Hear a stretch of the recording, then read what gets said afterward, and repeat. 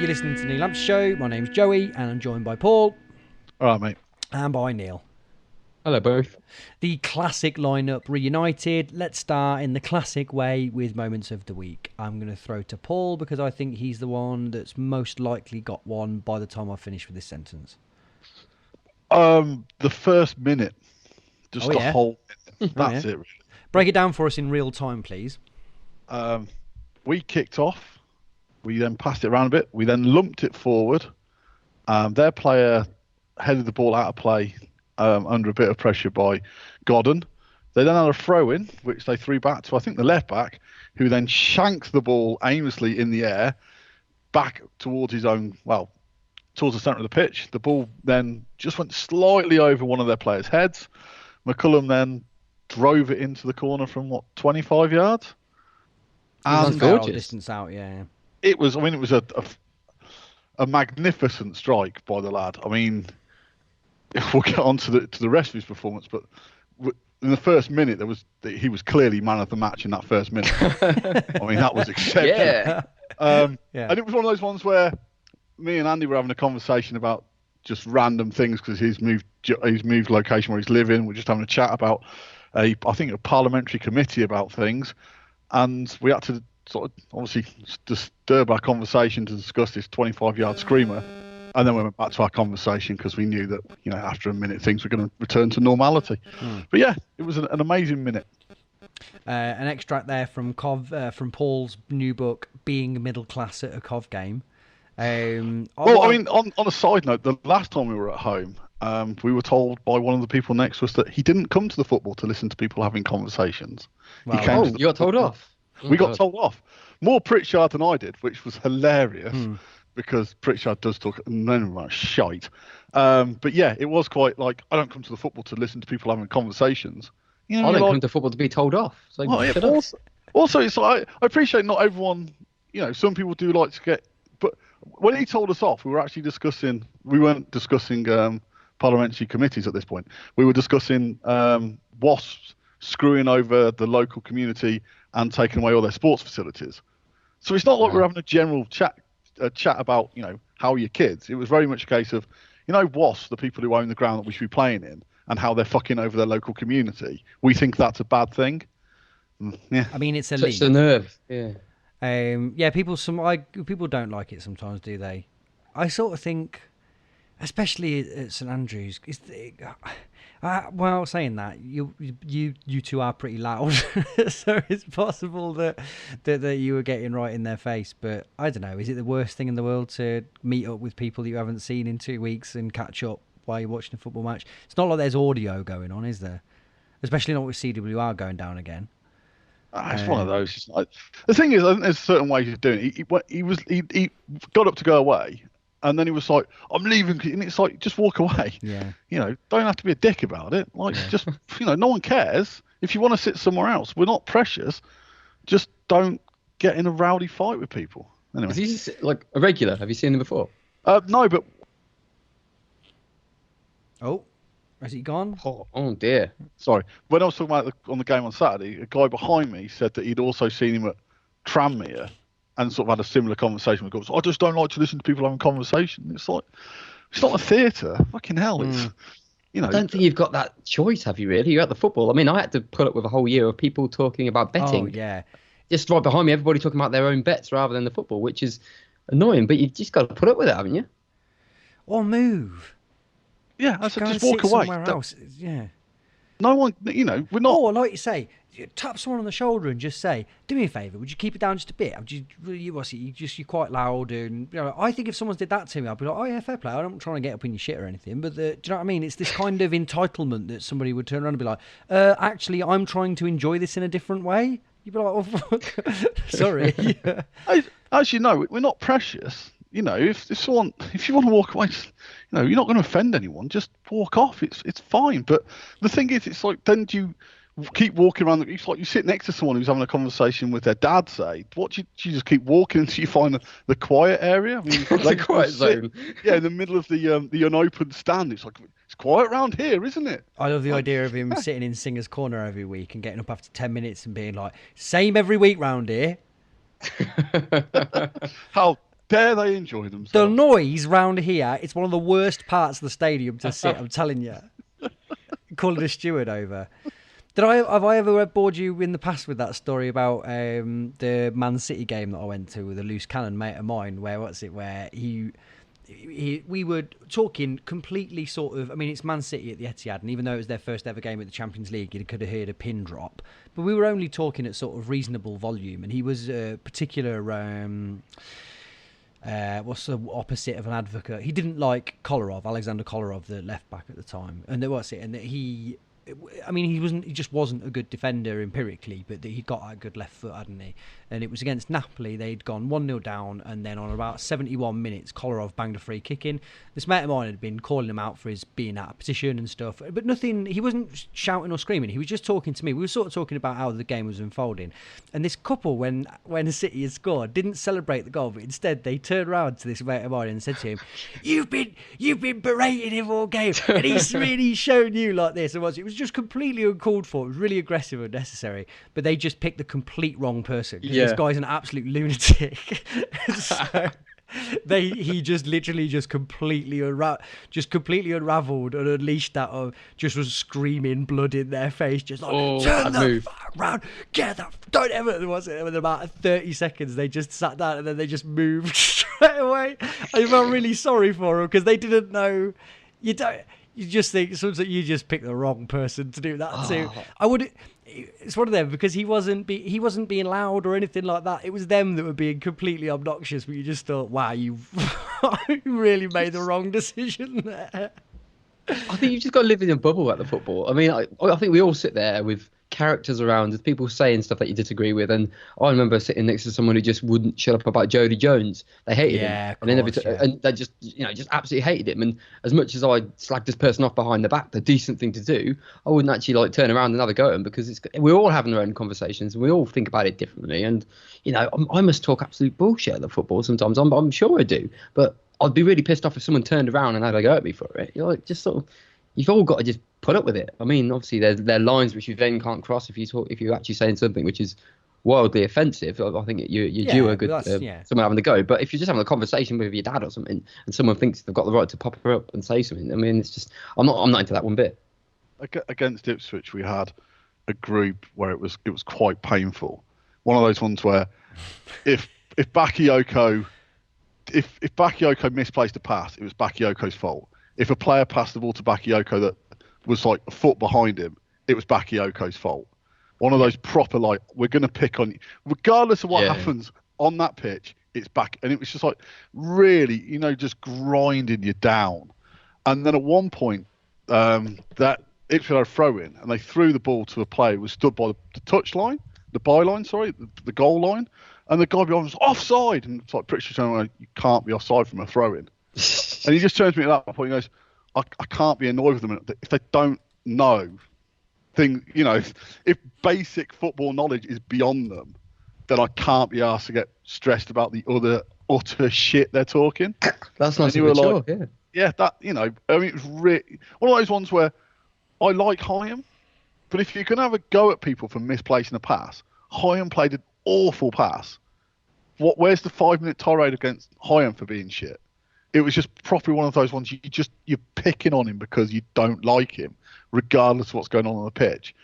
And it just gets to that point where you're like, just shut up. But there was about 8 of them in a line, all just with completely. At one point, the ball came out of the air in the edge of our box, and I think Shipley cleared it. Oh, he should be taking that under control. And you're like, he's not going to, because if he fucks up, we're going to concede. And a bit later on, the ball came down. Walsh sort of tried to and sort of mess it up a little. Why didn't he just clear it? I think we've perfectly dissected why football fans are rubbish. We've got plenty more that we could do on that. that was particularly. It was just one of those ones where you were just like, I can't cope with this. This is just too. Paul, can I check? Amadou Bakayoko, I have a theory that he's hired Weber Shandwick to do a PR campaign in his sort of to work on his image, and I do feel like you're at the very vanguard of people. To be honest, I would sell him. I've got no attachment for Bakayoko at all. But one thing I would say is if Bakayoko had played on Saturday and had the performance that Godden had, he would have been fucking hammered on Twitter. Bear in mind, you do hate Godden, though. So I don't hate Godden. Personally, I don't care either way about Godden either. I wish I really liked him, but on Saturday, he was shit. The main thing with Paul is that he will not be swayed by the majority of public opinion. That's the thing. It was purely the way on Saturday. I was really hoping to be really impressed with Godden because he'd scored back-to-back hat-tricks. Apparently, he'd been brilliant. I was really looking forward to seeing this new Matty Godden, and he had a bad game. But no one's mentioned it. No one's mentioned it at all. If Bakayoko had that game, he'd have been called out for it, rightly or wrongly. And that's fine because Godden scored back-to-back hat-tricks. You're given leeway. That's fine. But if you're going to analyse that game, at points, we were playing with 10 men. He was just non-existent. In the first half, he was mainly offside. In the second half, he had that one spell after the substitutions where he looked good, but still had a woeful touch when he was 3-1-on-1. He had a bad game, but no one cares. That's fine, but I've seen Bakayoko have good games this season and be fucking hammered for it. And it's just one of those things where it's like, that's not fair. In my sensibility, that's not fair. And it just did my head in. Bakayoko, I would get rid of him. I'd get rid of Hawula as well. And I've defended Hawula on this pod.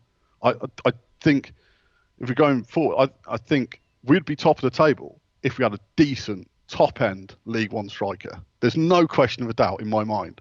If we had a really good League One striker, would have destroyed those 4 points between us and top. Who would you have if you could have anyone, just out of interest? I honestly don't know. I never know these sort of questions. I know you never do. But I just wondered if you'd got an answer on that one particularly. No, it's like I suppose it's like the Ivan Toney at Peterborough. But we've had those type of players over the past, like the year we had Dominic Samuel, the year we had Adam Armstrong, the year we had Leon Clark, Callum Wilson. I'm not saying that we need to go out and buy a Premier League striker or a Championship striker. We need a top-end League One striker. That is our major weakness in that team. Godden might still prove to be that. That's fine. I'm not writing him off, but I didn't go to the 2 games where he scored the back-to-back hat-tricks. I saw the game on Saturday. You refused to go. Yeah, I refused to go just in case that happened. I saw the game on Saturday, and I was worried about how poor we looked up front. We just didn't look. And you talked about the lad that they brought on, that Morris. He looked really good. He did. Like, he came on, you were like, that guy's got something. That guy is better than fourth from bottom League One. And I've looked at, he didn't score many at Rotherham, but you watched him and you're like, he made a massive impact. He made things happen. The ball stuck with him. He had a good game. And at the other end, when Biami came on, it didn't quite work. And Godden was just poor. And you were like, if we'd have had a decent striker on that pitch, a Lee Clark type, who's done it many times over, would have been 2-0 up and we'd have won that game. And that is definitely our sticking point, is we just don't score enough. And we should be top. If we had a striker as good as the rest of those players on that pitch at that level, we'd be top. We're 3 points off top. We might be top in 2 weeks. Yeah, we might be. But we might drop down. It's so arbitrary. We don't have a decent... Well, it ain't arbitrary, is it? Because we're getting the points and we've scored 9 goals. We scored 9 goals in like the previous 3 games. And it's like...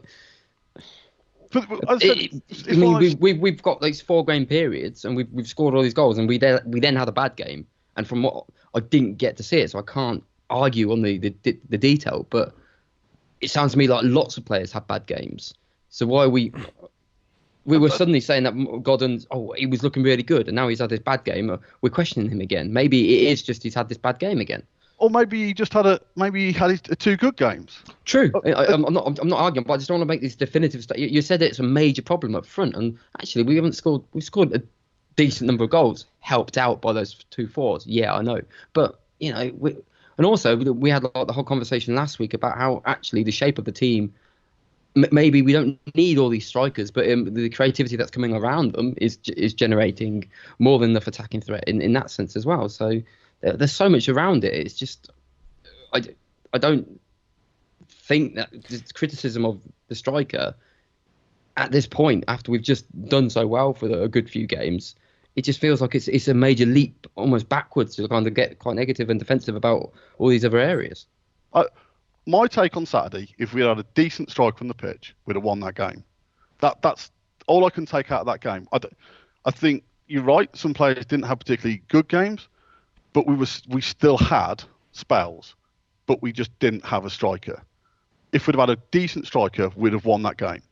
And it's a really odd league table. It's just a really odd division this season in League One, where, we 2 games time we could be top, 2 games time we could be 10th. You look at even though the form gone over the last 10 games, the top about 12 teams have won 3 or 4 games. We're just one of those 12. It's a really close division. It just is. What's stopping? From my point of view, what's stopping us being at least 5, 6, even 8 points better off is we don't score enough goals. And we need, and Godden might be that guy. I'm not writing Godden off. I'm desperate for you to finish this sentence by saying that Bakayoko is the striker. No. But as I said, it's one of those. You look at the stats. He scored 6 in 14 games. Brilliant. He's actually only scored in 2 of his last 14 appearances. Mm-hmm. So in 12 games, he didn't score at all. That's not good. Now, that is Godden at the moment. Now, he might, in the next 10 games, go and score another 6. I honestly don't know. I'm not sure how good he is. You'll be furious if he does. But he scored, you look at the goals he scored, those okay, take the penalties out of it. My favourite out of the goals he scored was that header. I think that's a brilliant goal. I think he scored really good goals. I'm not denying that he can score really good goals. How's that your favourite? Sorry. Yeah, just because I think if the run he makes, the fact he gets away. It's beautiful. I don't disagree with you, but oh wow, I thought nothing could beat that left foot volley. No, the thing is, it's because other people like it. No. We've discussed this in the past, where every player can score that brilliant goal. I like strikers who score just normal goals, just like goals. The ball's in the box. That's going to happen every game. That flick from Jordan Shipley is never going to happen again. That goal is never going to happen again in the context of it. It was just a one-off spectacular goal. Balls into the box, pulling away from your defender, finding space, getting on the end of that cross, controlling the header. That could happen another 5-10 times this season. That's the goal which is impressive, because that's the goal which shows that he has the striker's instinct to find that space, to watch the cross, to read it, to move. That's the goal that, for me, shows that he's a striker who could possibly score the goals. Is this possibly you and your reasoned pragmatism? Is this possibly why your Coventry City Greatest Goals DVD didn't sell very well, Paul? David Speedy scoring from 5 yards. Number one. Ball breaks loose in the box. Oh, it's just trickled over the line. So, Neil, I do understand where you're coming from. However, also, I can only go on the games I've seen recently. The games I've seen recently, we haven't scored lots of goals. We're still only scoring the 1. And it is a case of the division is so tight. I think you look at the rest of our team, there's not many places you can strengthen it. The only place you could probably strengthen it is you could probably bring in a better centre-back. I think that centre-back issue is we're still conceding at least 1 a game, and Carl McFadden, again, I don't understand why he just didn't, that cross for the goal, I don't understand why he didn't put it into the stands and deal with the corner. Why you backheel it into the 6-yard box, I don't know. But other than that, while we didn't have our best games, we were very compact, we were very well organised, we actually still had quite good spells.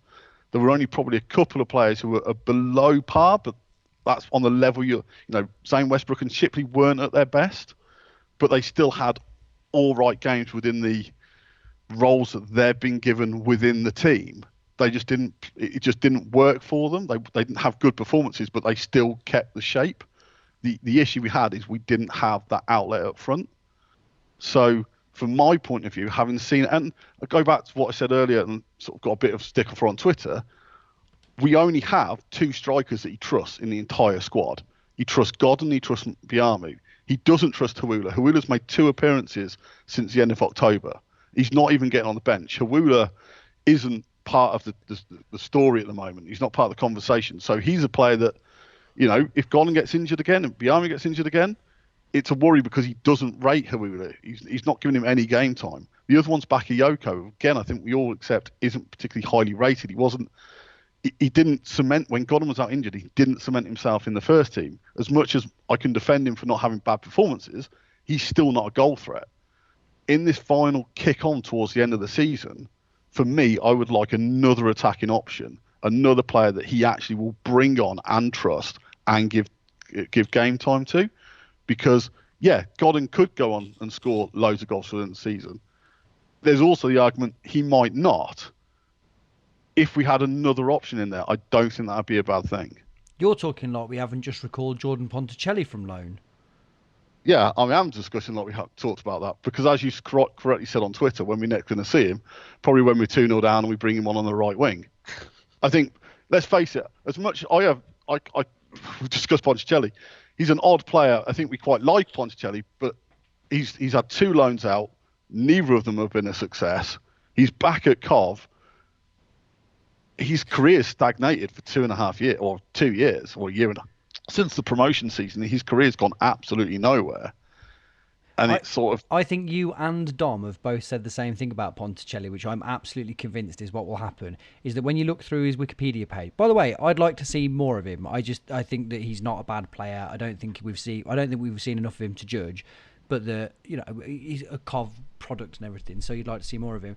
But there is that sort of sense that he will have a Wikipedia page that has a lot of kind of single digits of appearances and goals, except for one season where he scores maybe 24 in 49. Do you know what I mean? And then but then it immediately goes exactly back to where it was before. Just the one season where it all clicked in and then just sort of disappears again through a spell of loans and people trying to capture him back. And a load of teams like us going, didn't he score loads of goals that season? Yeah, well, brilliant. All right, sound. We'd love to see. I think he'll take that, won't he? He'll definitely take that as a career. Yeah, give me that one season of 24 goals. Yes, please. Simeon Jackson syndrome. I tell you what has been good about this, Paul, is that this has been 22 minutes that me and Neil have been given to try and think of a moment of the week. The question is actually have we come up with one? How you use that time well? That's Neil, the question. Neil, what would you go for? I don't want to say it now. It's sort of been ruined. I'm all hyped up about Cov. It's up to you. So I've got one. I have got one. I do have one. It was Michael Doyle. Doyle scoring from his standard range. Just the whole thing that happened. Him last minute of the game getting the ball and giving it a right old whack from the halfway line. 38 years old. And actually he did like a nice little interview afterwards, which I thought was quite nice, where he was just being really realistic about where his career is at the moment, and it's coming to the end, and talking about his kids and all this sort of stuff. All really nice, but just the idea of Michael Doyle smashing the ball in from the halfway line at the last minute of a game is very, very endearing to me. What an odd player, but what a beautiful moment. Yeah, he's just it's like the only way he'd have been able to do that is for the sort of wind-up value that it allowed. You get the impression if that hadn't have been in the last minute of a game where it would have been a winner, is that he wouldn't have been capable of doing it. He could have tried it 1,000 more times and he wouldn't have done it. But the fact that it was going to take advantage like that, he's just like, yes, please, I'll have a load of that. I also liked kind of partly. I always look at the comments. So Notts County tweeted it out, and the big thing was, has he ever done this before? And then obviously the Cov fans throw in there with that tackle that he scored for us, and you kind of think it's kind of the same, but it's not really as good. Our argument's really quite waning here. It's not that strong. But we were trying our hardest, our Cov fans, to just remind them that he has scored from not the halfway line, from the byline about That was some distance, wasn't it, as well, though? That was a very long way out. I mean, even by normal shot standards, but by tackle shot standards, that is some distance to whack off the bar as well. I don't know how it goes in off the bar, even though it came down like vertically. I don't know. Tackle shots, of course, some of the best goals. We're talking about Bakayoko, king of the tackle shot, arguably. Sure. I'm going to go for the fleeting glimpse of what was really, I was really hoping would be a fantastic Gabbo moment of the iFollow audio feed, or so I guess ultimately all over CWR audio feed dropping out, and Winchy giving it his best. I thought Winchy did a fantastic job of filling for time, and then they were able to pass it over, but it was just Clive talking again. Now I gather this had happened the other week where we didn't hear it, but there was a little section of Clive just sort of idly talking, where he didn't realise it had come back in, and I was just like, oh, please let this happen for the rest of the game. Yeah. Please say that it's just going to be him talking himself out of a job or talking himself into hot water. And it only lasted about a second, and then he realised he was back on. I was like, oh, what could have been? Him just whinging to Oggy, and Oggy reading the paper.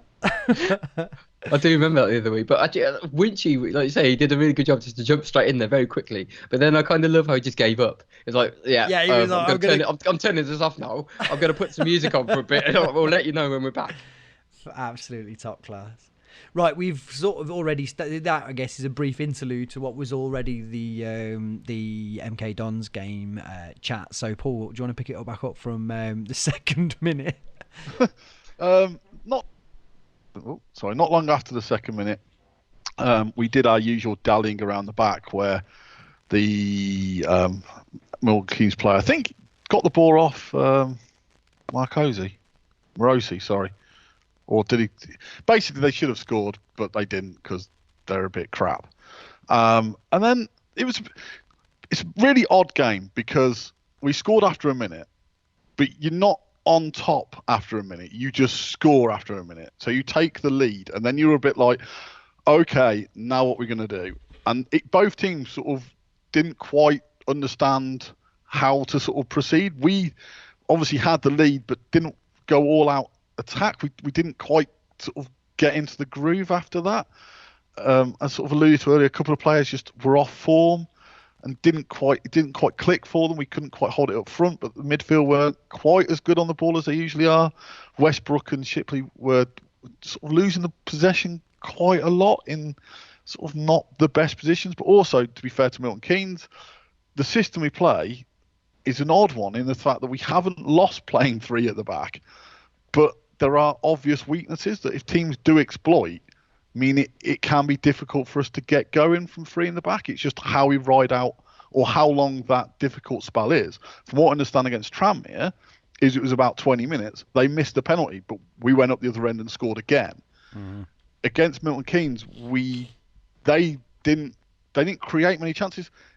If you're going to explain it to someone who didn't go, you would explain it was an open game, but with very few chances, because both teams sort of failed in the final third. As I said, Milton Keynes had the issue where they just didn't really have a focal point until that lad came on at half time.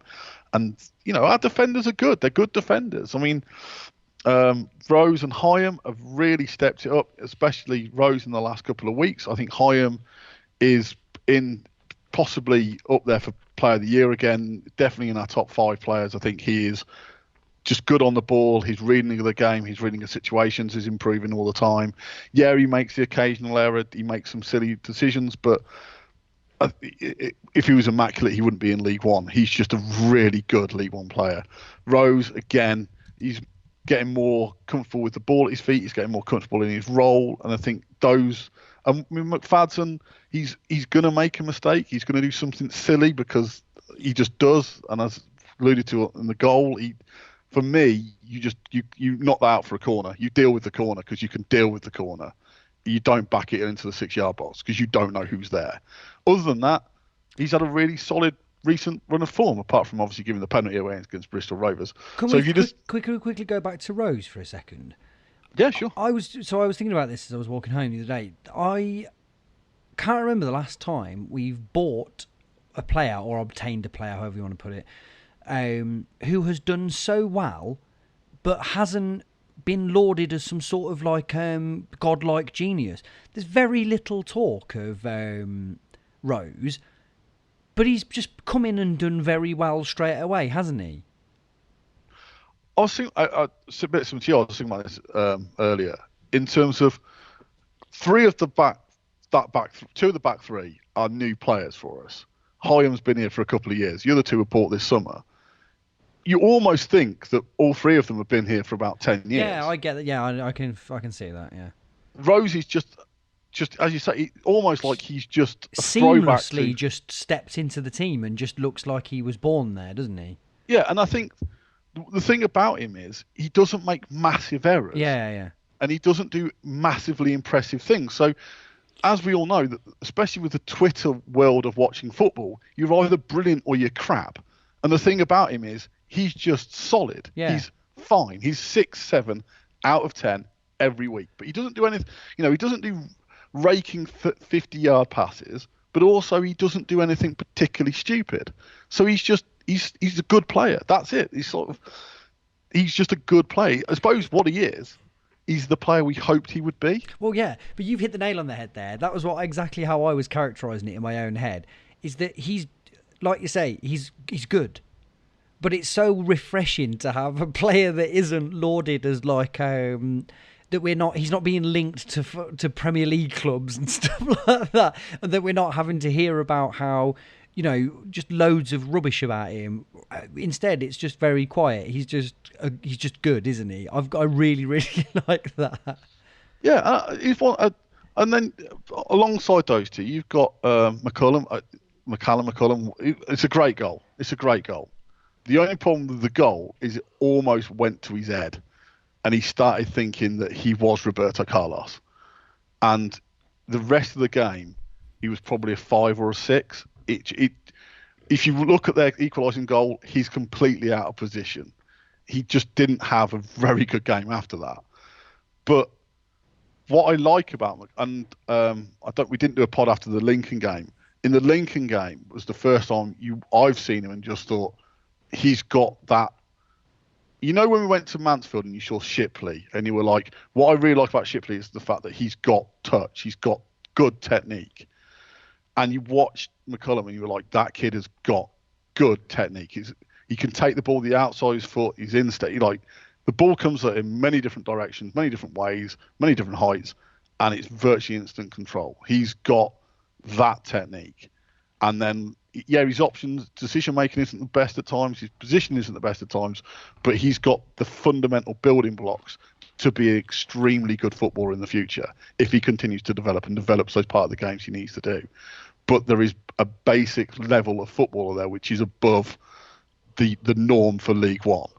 On the other side, David was magnificent. I mean, he was clearly man of the match. How Dominic Hyam got the sponsors man of the match is just a mystery to anyone who watched the game.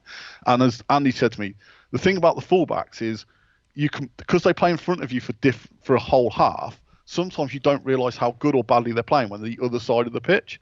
The thing about David, you noticed how good he was both first half and second half. He just had a really good game. His use of the ball was really good. One thing I like about him, he's really tenacious. He's really got hard work. He's got the right ethics. He's just a player who you want to be in the team.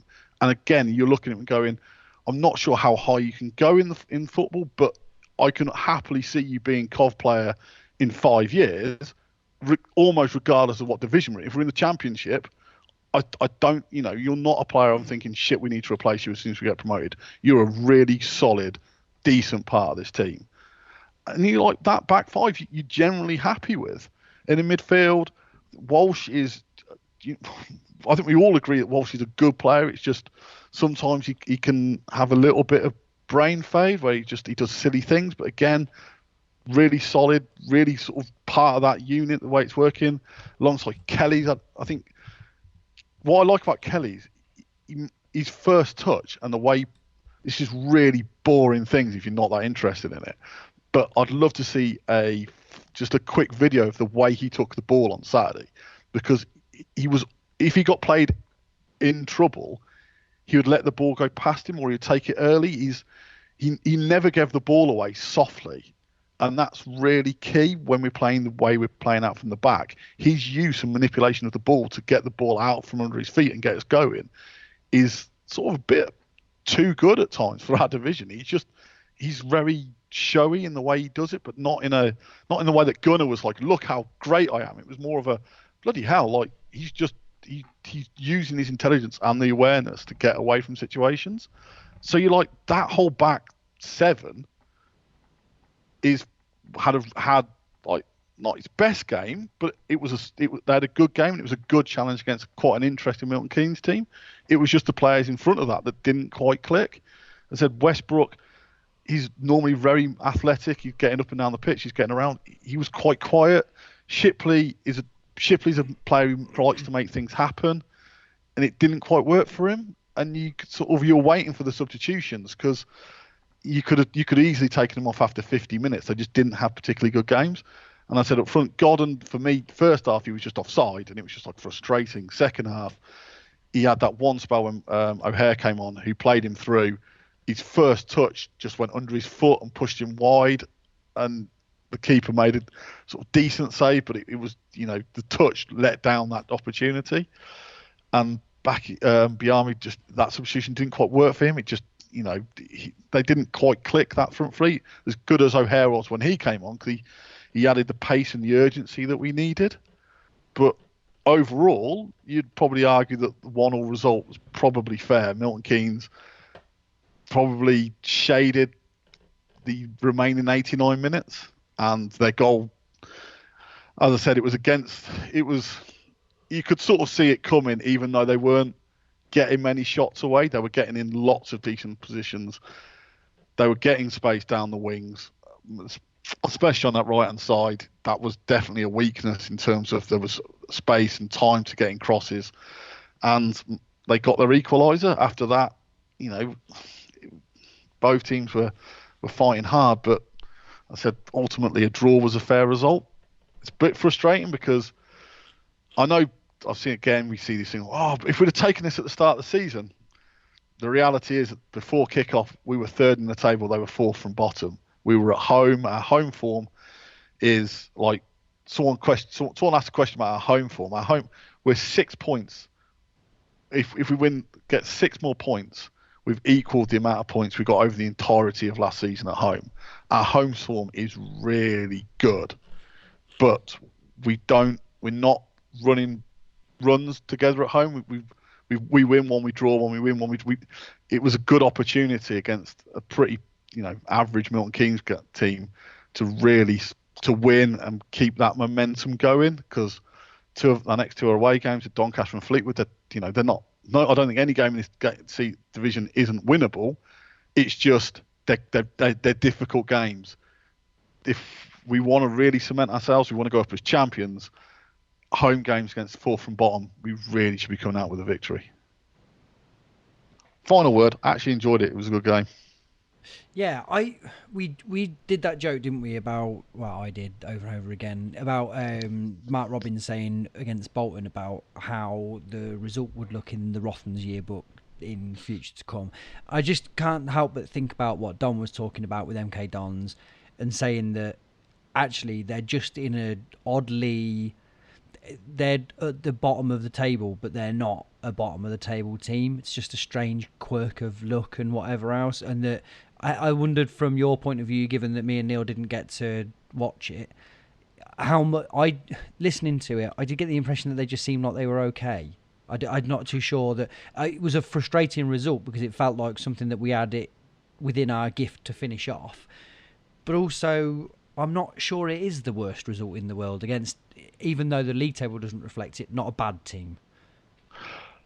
No, I don't. They're not a bad team. As I said, I think they deserve the draw. They played. It was a good game. They played well. I think the frustration comes from the fact that we took the lead after a minute, and we were the team that were third, and we were on a run with 3 victories or 3 league victories on the bounce. So it was the sort of game where, given all the things that were in our favour, we're at home, all that discussion, but we'll call it home for the ease of this conversation. We were on the back of 3 wins on the bounce.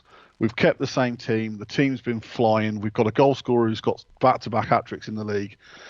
if you going into that game with all that behind you, I think it's fair to say that you would expect to win, especially after being 1-0 up after 1 minute. I think you'd be a little bit disappointed if you didn't win, regardless of the fact that Milton Keynes Dons might be in a false position. But you've got everything in your favour. I think the fact that Milton Keynes played as well as they did tempers the fact that you're not as annoyed, and the fact that, again, we're fourth, 4 points off top. What's there to be annoyed about? There's lots of positives. There's lots of positives to take out of everything that's going on at the moment. So, again, it's not a rant and rave about, oh, this was bad. It wasn't. We played well up to a certain point on the pitch or within certain constraints. The disappointing thing is we could have gone within 1 point of being top with the game in hand. And I know that sounds a bit greedy. We've got to be greedy. If we want to get promoted, we've got to pick up 3 points as often as we can. And yeah, we're not losing. A draw's a fine result, but it just felt a bit, we could have won that game, especially once we were 1-0 up. We had the opportunity to win that. And it just feels a couple of points dropped. And it's context of the season as a whole, where we are within the season as a whole, but also on that individual game, it feels like a wasted opportunity. Neil, your riposte? No riposte as such, because obviously I didn't see it. So in a weird way, I feel a little bit vulnerable being on the pod, having not had that context. So I can't offer any sort of rebuttal to Paul in that sense of things, because Paul was there, Paul watched it, and I trust Paul's view of the match. I don't expect perfection this season, so I'm okay. The fact that as much as it looked like we should have won that match, in the sense where they're bottom, we're at the top, we should be winning that, and we're disappointed that we didn't. Over the course of the season, this individual result could prove to be innocuous, because it might just be that it was just one of those days, and only after the next 4 or 5 games can we look back at it and see whether it actually was one of those games or whether it was a sign of something to come. So we just have to work through that. I'm happy with the way things are going at the moment. Obviously, I'd love to win every game, but when we don't win games, as long as there's nothing that I deem to be fundamental, like a fundamental cause, and that is making me worry about continuing over the course of a few games, I'm okay with us. Sometimes you're just not going to win that match, and like I say, I didn't watch it, so I can't have any real judgments on it. But I look at the table, I see where we are, see where game in hand, a win from top, all that sort of stuff. We didn't win the other day, but then we won 3 in a row previous to that, and all of the games. So in the same way that Paul says all the games that he's seen Godden play, he's got some views on him in the same sense. The games that I've watched recently, I've got a slightly different view of both Godden and also the team as well. So it's quite a nice kind of context that we've got there, where we're both viewing things slightly differently. But I'm okay with it. I'm okay with, we got that draw. And also, we've only lost 3 all season. I mean, you've really got to work hard to beat us, which I don't know the stats on it. When have we ever got to New Year having only lost 3 games? I mean, I don't even know if anybody's bothered to figure that one out yet, but that is incredible. I've not seen us do that ever in my lifetime. And it doesn't even feel really like this season like it's happened. Well, that's it. It's kind of going back to the point that you guys were making around kind of the players and Rose and things like that. I think because everybody within that team is actually, in their own special way, has performed pretty solidly throughout. There's been a few sort of glaring errors from players and that sort of thing, but everybody's going about their business in kind of a level standard almost, that it's nothing is kind of shocking me, because I've just become quite used to it. And that's all. As a Cov fan, you get a little bit worried about being a bit too complacent about things, but just watching us to this point now, I've seen us, for 4 months playing the same sort of way. Broadly speaking, we dominate most matches that we play. We look like the better team. Can you be used to Cov being good? I don't know you can, but I at the moment, 4 months in, I am. So that's why I expect us to continue playing the way that we do. If we don't, we've got something will have to go drastically wrong for us to bugger this up this season, I think. I mean, there's just too much solidity there. So unless we get a huge amount of bad luck around sort of injuries or suspensions or something like that, which cost us big games, then I see us progressing the way that we are. I just think we're fundamentally a good team. I think that's the point, though, isn't it? I think we need to. We can't win every game, and I think that's, we don't lose that many, but we do draw more than our fair share, and that's. We are a good team up to a certain point, and I think that's the frustrating thing is because the league table is so close, and there are lots of we don't. There are lots of ifs and buts. I know. Yeah, no, but also, I obviously, as I said, I didn't see the Tranmere game, I didn't see the Wycombe game. This season, I can't remember an absolute standout performance. Also, I haven't seen us been absolutely dreadful. I think we're a consistent, and virtually all the players, I think, which is sort of where we're at, which is why we're where we are, almost to a man, every single player is 6, 7 out of 10 every week. We don't have that player who you're like, oh, God, why is he playing? He's shit. But also, as I said, we don't have that player in solid, where you think, yeah, someone's going to come in January and sign. He's our star. Who's our star man? I think if you ask 20 Cov fans who are star managers, you probably get 5 or 6 different ones, which is great. And that changes by the week, doesn't it? As well. Yeah, that's it. Yeah. And I don't mean that as a Paul. You're contractually obliged to say Bakayoko at this point, aren't you? I don't think it's a derogative term to say that we've got a solid squad, and I think that's why we are where we are, because we don't make many stupid errors.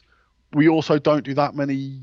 Like, obviously, there are certain things you go, oh yeah, but we did this. But we're not an outstanding team either. We're just a very highly efficient team, and that's sort of, if we just had, sometimes you think, oh, just had that X factor player, we would be top. But I'm sure you'd probably, if you ask Peterborough, if they had a more solid defensive midfielder, they'd probably be top. I think, I said, what's the point difference between Liverpool and Man City? It's like 14 points between top and second or something. Mm-hmm. In League One, that's the difference between top and 15th. It's, it's all there to play for. It's absolutely, we're in a fantastic position. But where I disagree, I don't think it's going to take something drastically wrong for us to fall into the out of the playoffs. I think it's just 3 draws instead of a win. It's just because it's so close. As I said, if you look at the form table, virtually everyone, apart from Southend, who are utter shit, and I think Rotherham picked up 23 points in the last 10 games or something, who were the anomaly this week. But that anomaly's been, we were the anomaly the first 10 games. Then Portsmouth have been an anomaly, and then Oxford were an anomaly for where the fuck have Oxford come? Why are they 4th? And then they've lost a couple, and then it's like 8th again. It's just Ipswich looked like they were completely unassailable at one point, didn't they? And then they've dropped right off. Conversely, yeah. And yet they've been shit for a couple of months, and they're still 3rd. Yeah, and Sunderland everyone was laughing at Sunderland. Suddenly they're 3 points behind us, and you're like, this is almost my point, Paul. So what I was trying to get to was, if we win our next 2 games, or no, not our next 2, if we win 2 out of the next 10 games at any point, like we'll still be 3rd. We'll still we'll have 47 points, which is how many points we had on like the 1st of March last year, and at that point we were still all talking about playoffs. So it 2 out of 10 games, and we're still in the playoff hunt, which most people seem to be really keen on. And obviously I'm looking far higher than that, but I just think that we've given ourselves that, it's not a buffer as such, but we've given ourselves a real good platform to actually focus a little bit higher than we normally would do. And actually, I like that idea of only getting 2, just as like a bit of backup to people's sort of thinking. Like the idea of winning 2 out of 10 and still being in the playoff race, you sort of think 2 out of 10, it seems like a disaster, doesn't it? But actually, points wise, it still keeps us knocking about where we should be. So if anything, I think that gives us, don't tell the players this, but it gives us a little bit of leeway not to be perfect all the time. Definitely don't tell Sam Ricketts or anybody like that, because we don't need that kind of mindset at the moment. But it's that kind of league at the moment where I think we've put ourselves, we're not chasing it. Actually, we put ourselves in a stronger position than normally we would. Normally we'd be sat there like in 10th or 9th at this stage, thinking, oh, we've had an all right run, we're doing all right, and we've got our eyes on that 6th place. And I know what you're saying about how close it is, but also it doesn't take too much of the level that we're currently playing at to really bump us up and kind of consolidate us as the front runners. What a lively debate. Let's throw to Dom now for some Doncaster preview, and then maybe we will do some questions. We'll see.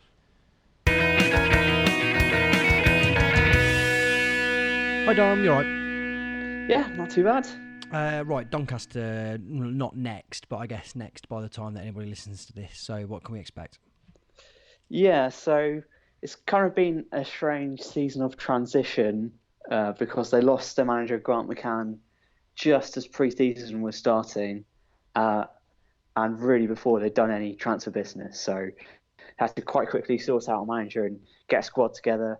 Got Darren Moore in charge, who was in charge of West Brom last year, was probably slightly harshly sacked when they were up and around the playoffs in the Championship. But it wasn't quite apparent what specifically Darren Moore was good at as a manager, whether he's just sort of a Mr. Motivator. I think we all remember some of the clips of him when he was in caretaker charge of West Brom towards their end of their time in the Premier League. He's coming up with some really inspirational messages in his post-match interviews, very uplifting.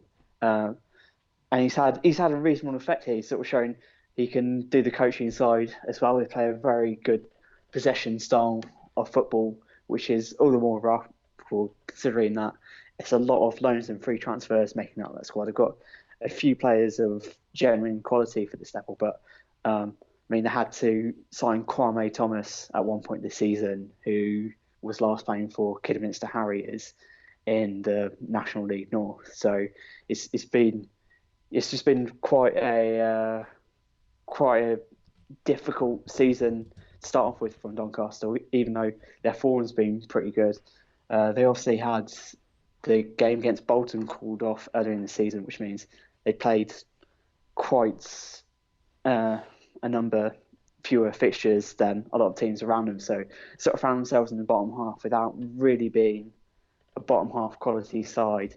And they've recently strung together 4 wins in a row, I believe, and they're knocking on the doors on playoffs here. And if they win, they'll probably go into the playoffs, given sort of showing how tight League One is. In terms of the players to look out for, I really like the central midfield duo they have of Ben Sheaf and Ben Whiteman. They've got Ben Sheaf, who's sort of the sitter there. He's a very good passer of the ball first and foremost. He can also slide into central defence if needed, but very much a ball player at the back of the midfield. And you've got Ben Whiteman, who's sort of the legs in midfield, can get in the box, and it's just a very commanding presence and looks like someone who, if Doncaster don't go up this year, then he'll be off to the Championship. And ahead of them, you've got James Coventry, who at 39 years old is still an absolutely vital cog in a very good League One side, which is just absolutely incredible. And he's just such an influence on games. He can sort of drop into different positions, whether that's behind the striker or putting out wide or dropping deeper. And he sort of just has this sense of where the game is. And it's just doing very simple things, just sort of 1-2 touch football. It just keeps the play moving and brings others into play. It's just an absolutely incredible player. He can sort of float in and out of games, obviously, because doesn't have that mobility anymore, but he's always making an impact. Else their fullback duo of Brad Halliday on the right and Reece James, not the one who is the Chelsea player, but a former Manchester United left back on the left side. There's sort of 2 very intelligent, technical kinds of fullbacks to sort of support the attacks well and have got good delivery. So stopping them being an influence in the game is going to be quite important. In terms of their attacking force, as I mentioned, is sort of since they lost John Marquis in the summer to Portsmouth, they've sort of been bits and pieces. There's been Kieran Sadlier who's stepped up, who's not really a striker, he's sort of more of a wide player / number 10, but he's just sort of been a decent enough all-rounder to get into good areas and staff up with a decent amount of goals and assists. I've had Niall Ennis on loan from Wolves, who looks good play, sort of very strong and fast, but hasn't really played enough football to be sort of the kind of player to lead the line for a playoff chasing League One clubs. So that's the area that they look weakest. Although they do look like they're about to sign Fajiri Okanabire from Shrewsbury, who hit double goals last season at this level, which looks like a pretty good signing and could be the kind of signing which gets them into the top 6.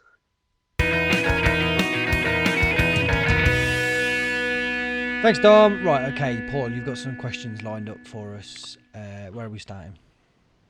We are starting with, Would from Dan Malia. Would Liam Kelly benefit from shooting practice from Michael Doyle? I feel like that's yours, Neil. Do I do the joke answer or the real answer? I mean, the real answer is probably not. Although saying that, Doyle had a good shot on him, didn't he? But Kelly's got a good shot on him as well, really. I mean, I mostly trust him to get the ball on target. He didn't score that many, but he's all right. Sky Blue Hub, who, to be fair to him, did retract the question later, but I still like it. Are you worried about our unconvincing performances at St Andrews? And then I pointed out that we're only 6 points worse off than we were last season, and then he retracted that. Basically saying that we don't seem to put 90-minute performances and we don't win by more than one goal, but who cares as long as we're winning. I'm surprised. That's amazing. I thought that you would have been all behind that, but to be clear, what you're saying is that when you said we're 6 points behind last season, what you mean is we're 6 points behind the entire of last season. Last season, yeah. That's magic, really, isn't it? Oh, come on, that's for a place where it's not even at home. All football gods tell you shouldn't. We've done it before, obviously. Not at home, but I think we'd all agree that a permanent move to Birmingham would be a good thing based on how we've done this season, right? Yeah, let's not go down there, even in a fucking ironic way. Cigar Fingers asks, does it concern you we're not picking up points up against lower placed teams? For me, so long as we pick up points from the teams around us, that's more important as it creates a gap from them. I'll quickly answer this one. I get the feeling that we're sort of beating.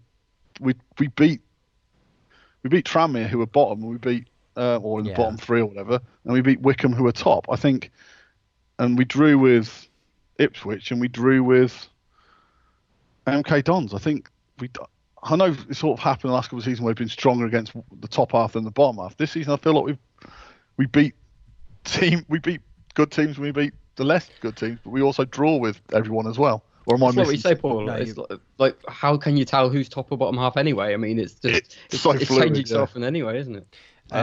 10 points currently separates 1st and 14th.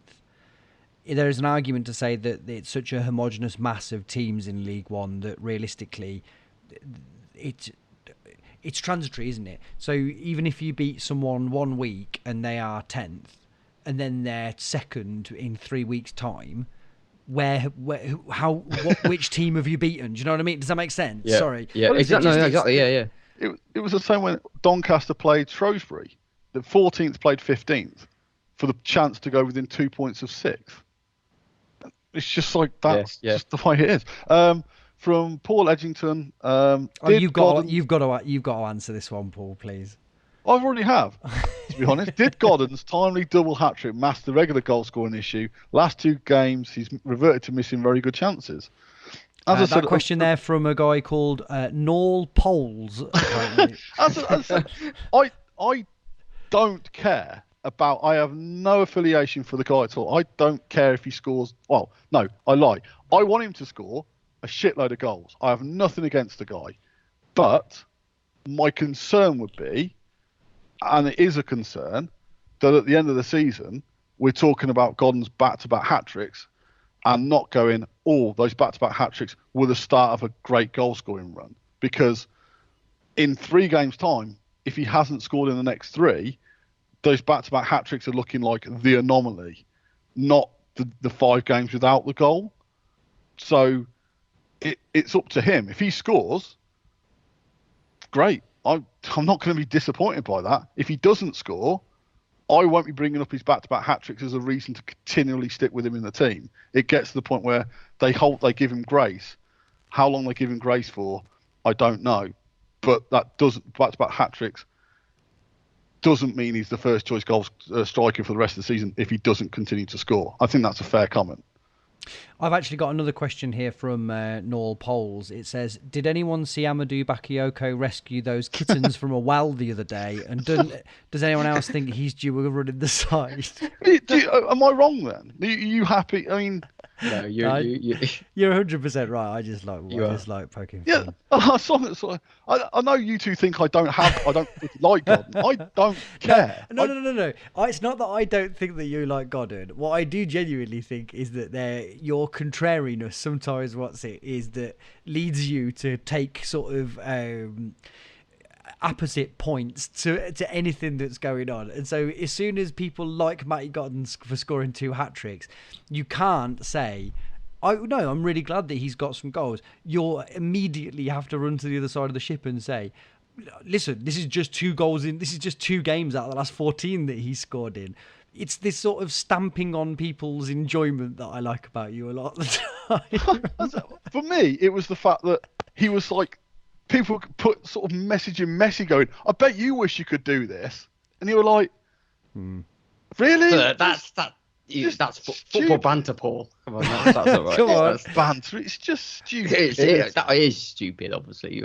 It's just the thing is, it's like, if someone is brilliant, that's great. Rave about them.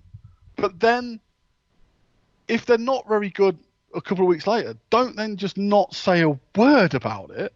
Just like players ebb and flow. That's why they're in League One. That's why they have their ups and downs. We've had many discussions this season about Dabo. It's like Dabo, whatever. He had a really good game on Saturday. He was clearly man of the match. And I've seen him be less good, and I've seen him be really good. For me, he's a top end 6, 7 player each week. I don't think a Premier League club's going to come in and sign him. I just think he's what we need. But there doesn't seem to be this exception that's like, oh, I like this player. It's like, I like this player. Therefore, this player will be the future England right back. It's like, he's a good player. You don't have to go overboard about it. You don't have to he's the GOAT at right back. He's just a good, solid player, which is what we've needed for, okay, probably right back isn't the best example, but it's just a solid player. And as I said, we'd be really happy if he makes 200 appearances for Cov. Surely that's just that's somewhere to be happy about, is it not? I guess the kind of the conversation goes to a point where is there really equivalency between Godden, like you say, so he scored 2 hat-tricks in a row.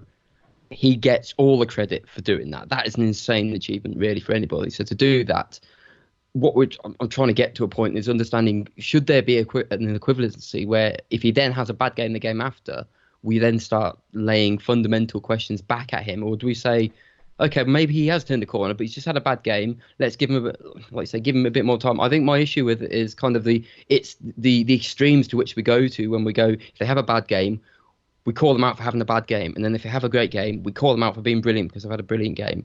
I don't mind the middle ground. I don't mind saying, let's have a few. That's why I'm so supportive of Godden, because then during that period where he wasn't scoring, and I know you picked up on it quite early, where you started to see that he wasn't scoring and you felt like he wasn't contributing.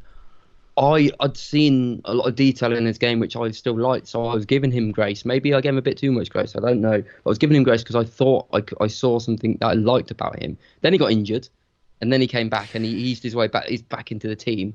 And I haven't got to that point where I've made fundamental decisions about him. I just know that I think there's a player there. Very quickly to split in the middle of this.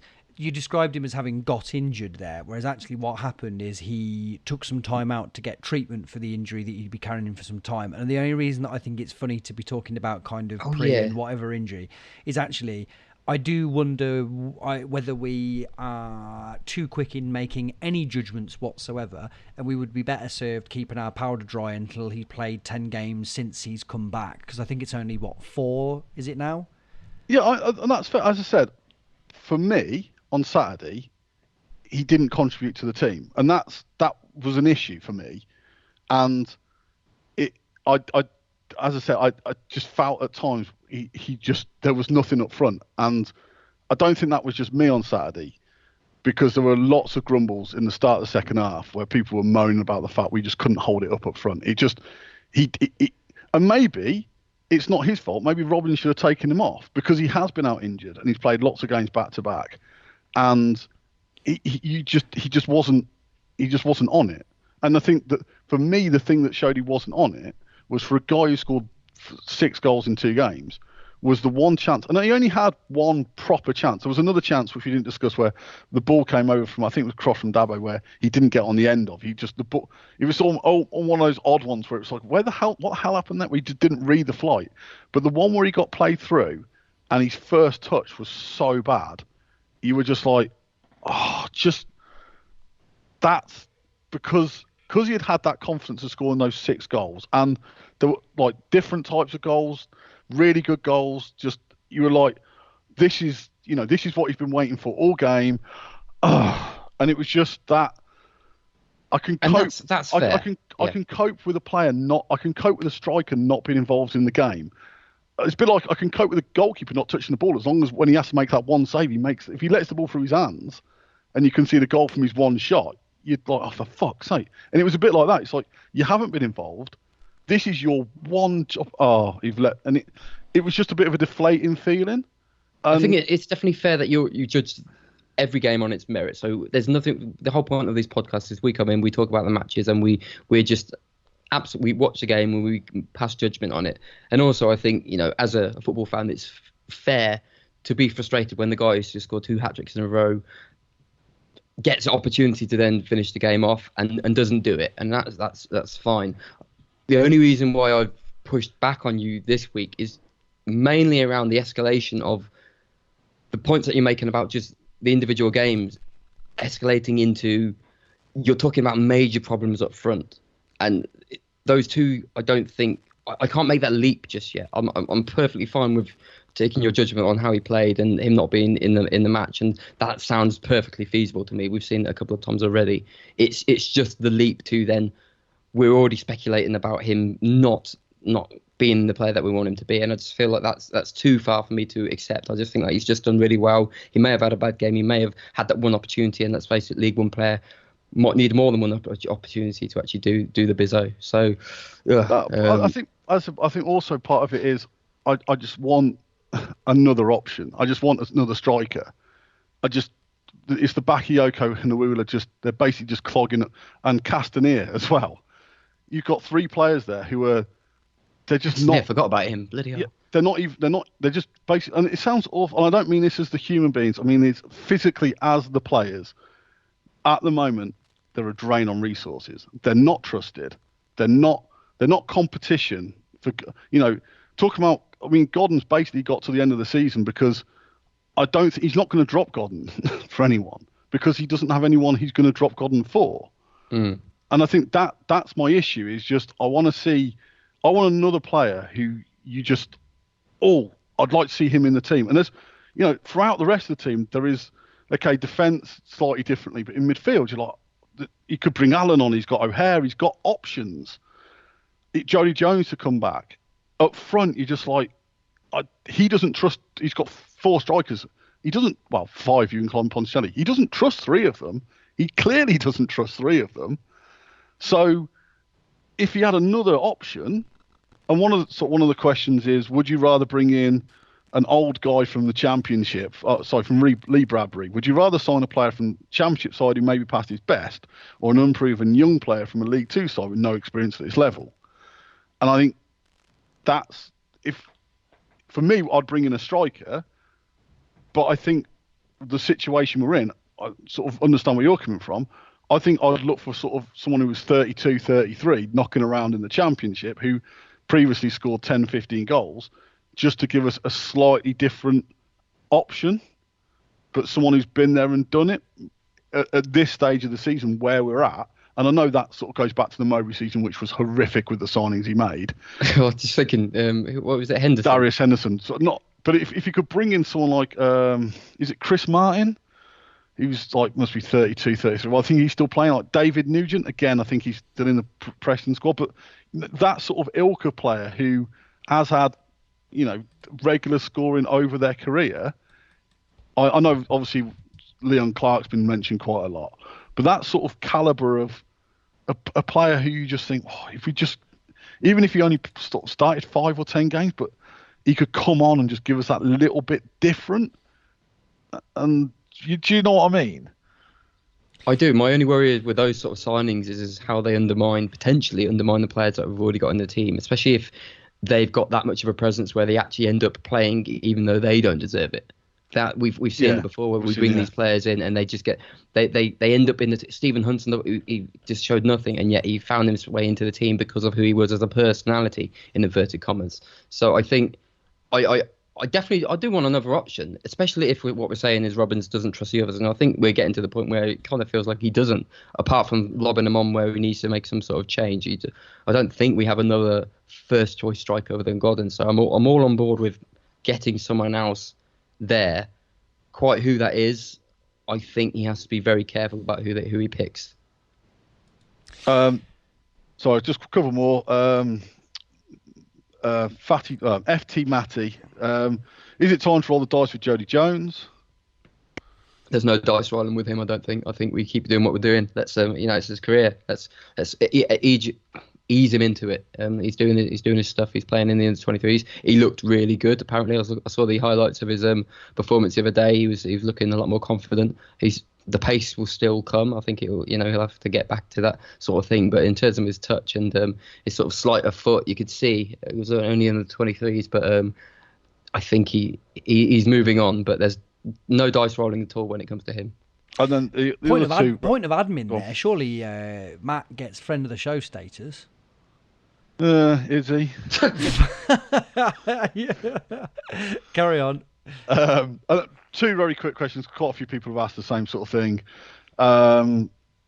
Do we want to win against Bristol Rovers and set up the shambolic, as Martin Coleman puts it, the shambolic fourth round versus Blues? So do you want to get... I think we beat Birmingham. I've got to be perfectly honest. I'm pretty confident if we got Would through. you go, Paul? But it all depends, because if it was on the Sunday, I can't, because my daughter's birthday party, which when the draw came through, I was really relieved that we didn't have. Because if we'd have got Man United or Man City or Liverpool, I'd have wanted to take Mary, but she couldn't go either day. So I'm pretty glad that we didn't get anyone that important. If it was a Saturday, I'd be quite tempted. I'm not sure how they're going to sort it all out. I'm not sure what they're going to do. I don't think anyone's got a clue, to be honest. Half and half sounds good to me. But I think, as I said to the lads on Saturday, you've got this sort of very slightly strange situation where if we had the home end, or if we got put in the away end, but we're classed as the home team, it's going to be 50-50 whether or not we'd sell the home end out. I mean, the away end out. If we were the away team, as the away team, in the away end, we'd probably want more tickets than they'd give us. Does that make sense? Yeah, that's why I'm saying 50-50. Surely the whole thing about this is trying to make sure that you maximise the profit of it, which I know is a very sort of unlikable thing to say. But no, that's fine. But I think given that we're not going to win the FA Cup, surely its central purpose is, one, to provide some entertainment for the fans, secondly, to generate money for the club, and that we won't sell out all of the home tickets. Whereas if we had half the stadium, you feel like actually the novelty of it, we might be able to attract enough people to do that. Again, which half do we have? Well, but ultimately, I imagine that if you are the home team in that scenario, do you not get whatever is it not just a percentage or whatever it is? So isn't that the best way to sell as many tickets, ergo bringing in as much money for the club as possible? Birmingham would be happy about it because it would increase their chances of getting through, because it would be a home game for them with more of their fans there. That's the problem, isn't it? It's like, because of the way that St Andrews is set out, if they give them 50%, you've got to give them the two main stands, which are the nominal home stands. So basically, if you give 50-50, you're putting the Cov fans in the away end and the main stand. You're giving the Tilton and the Cop to... And before anyone gets on, I knew the names of those before we went to St Andrews every week because, Show off. So... Yeah, sorry. As I said, it's one of the only, because I used to go a bit as a kid because Birmingham was shit, so it was £1 for a ticket. Birmingham City is one of the only grounds I've been in all four stands of. I think I've been in all four stands at Villa Park and obviously Highfield Road. I think I've been in all four stands at the Rico. But anyway, cool story. Yeah. But sorry, that was just it's 11:15. My brain's going. But if I was a Birmingham City fan in that situation, I think part of the novelty would be being in the away end. Does that make sense? Because it's sort of, if you're in the home end... Black is white, up is down. Yeah. I mean, basically, I want us to get through because I think Birmingham City are an incredibly beatable team, and that would put us in the 5th round where it then gets slightly interesting against more fun teams. But I also see the benefit of getting knocked out by Bristol Rovers and then playing Wickham on that Saturday and potentially going top. Right. Yeah. God. Yeah, I didn't realise that was the same week, of course. And also, we're League One, aren't we? What I understand is the 5th round this year is on a Wednesday, which falls between Ipswich away and Sunderland at home. So there's lots of the good thing is that I guess it's win-win, isn't it? If we get knocked out by Bristol Rovers, then we've got one less game to play and we can focus on the lead. If we do go through, then we've got an exciting game against Birmingham with the kind of the context of the stadium and everything else. Like you can look at that as a positive thing, can't you? No matter which way we spin it. Very quick one. I'll just abbreviate the way the question. A lot of people are saying, if we got promoted, how many players would you think could make it in? Would be happy in the Championship? So everyone just give 3 names of people who are already penciled in team sheet first game in the Championship. Hyam. It's one of them things. He steps up so seamlessly from League Two. You sort of think, I reckon you'd probably have a good go at it again. Neil. I think I'd more than happy to have Kelly in there. I think he can hold his own in there. Yeah. No issue with that. Trying to Darbo, like you've already mentioned, I think more than happy putting them in there. I honestly think that the team dynamic is. We've seen it with so many teams. I don't think we need to sack off a bunch of players. I think there's a temptation when you get promoted in any league that you've really got to up your game, and that's fine. You could do that, but also don't forget what's got you up in the first place. And you've seen it with so many teams like Sheffield United, pound for pound, aren't a brilliant team, but they've got something going there, like a dynamic, great system, great approach, good players. But you wouldn't look at some of those players and think, oh, Lundstrom, he's definitely a Premiership player, and yet he's doing a good job there. So that's my little viewpoint on that. Paul, I know you've often said that one of the main characteristics that you look for a player in the Championship is someone who runs around a lot and tackles keepers. Have you got anyone in mind of who you would I mean, obviously, Bakayoko would be my number 9. There we go, yeah. I sort of agree with Neil. I think it's amazing the evolution we've had since we got promoted from League Two. There's Hyam, Kelly, and Shippers. Really, the players who are still there from that successful season. We're only 18 months on. I think, Rose, I think, would be fine.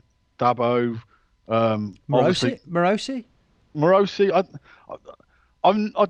I don't think I've ever seen a player play as many games as I've seen Morosi play and still have absolutely no opinion on him. Yeah. that's literally what I feel. Yeah. In a weird way, isn't that a really good thing? Yeah, it is. It's a remarkable thing. I don't. He's just there again. He feels like he's been there for like 5 years. He doesn't. I think if you're a keeper whose main asset is the way that you facilitate the recycling of the ball, and yet you're not lobbing the ball in your net every other game, I think that's pretty remarkable. I agree with you. He's not totally remarkable, but the fact that he can do that job without being a total liability, which I think is the cornerstone of especially that sort of keeper in the lower leagues, I would have thought. I think that's pretty remarkable. I actually quite like him, but I understand where you're coming from. He's not, for a player that really sort of came badged as being quite flashy, he's not very flashy, is he? He's perfectly, and as I said, for me, this is why I think we're 4th. We have perfectly adequate, if not bordering on the all right to good in every position. As I said, we just don't have a weak link, a absolute weak link in that team. Apart from, as I said, I do have the issue with that striker. I don't think he's a bad player. Just I sometimes want more out of him. But the rest of that team, we're 4th, not because we're an amazing team. We're just highly efficient, and every player in it has. And we've discussed this a lot over the years. They're all consistent. That's a big thing. They're just consistent footballers. They don't have. You think back to sort of the talk about people like Carl Baker, who could be brilliant 1 second and shit the next. There's no one really like that in the team, or there might be people like that in the squad. People like Hawula and Bakayoko are those sort of players, but they're not in the team. In the team, you know pretty much what you're going to get out of them week in, week out, which is why we're doing so well this season, because it's a hang your hat on each player doing their job in the correct way team. That's great. That said, I think it's a leap year this year, which means that we are due to re-sign Carl Baker at some point. So we have got that to look forward to at least. Right, anything before we wrap this up? Because this has been one hell of a ride. It's a longie, isn't it? It is a longie, yeah. Thanks for bearing with us, guys. Thank you, Paul. Cheers, buddy. Thank you, Neil. Cheers, boys. And thank you, listener. Bye.